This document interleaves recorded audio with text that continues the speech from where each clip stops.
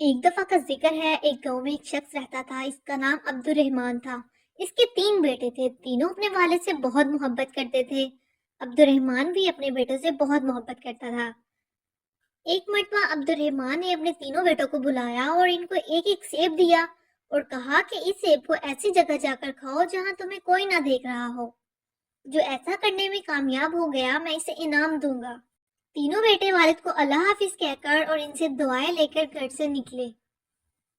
دوسرے دن عبد الرحمن نے پھر بیٹوں کو بلایا اور باری باری سب سے پوچھا۔ سب سے بڑے بیٹے عبداللہ سے پوچھا، کیا تم نے اس کو ایسی جگہ کھانے میں کامیاب ہو گئے جہاں تمہیں کوئی نہ دیکھ رہا ہو؟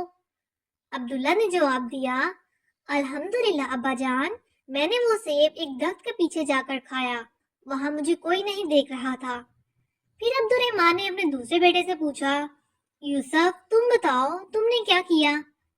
یوسف نے کہا ابا جان، میں نے وہ سیب کمرے میں بند ہو کر اندھیرا کر کے کھایا اور مجھے یقین ہے کہ وہاں مجھے کسی نے نہیں دیکھا۔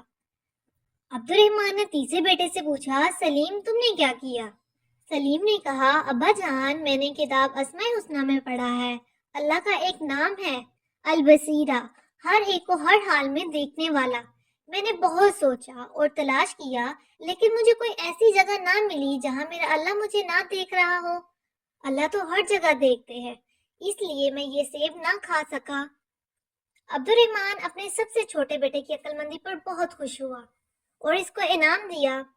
پھر عبد الرحمن نے اپنے بیٹوں سے کہا، میرے پیارے بیٹو، بے شک اللہ ہم سب کو ہر وقت ہر جگہ دیکھتا ہے، ہماری باتوں کو سنتا ہے اور جو خیالات ہمارے دل میں آتے ہیں ان کو بھی جانتا ہے، یعنی اللہ تعالیٰ دلوں کے چھپے ہوئے رازوں کو بھی جانتا ہے۔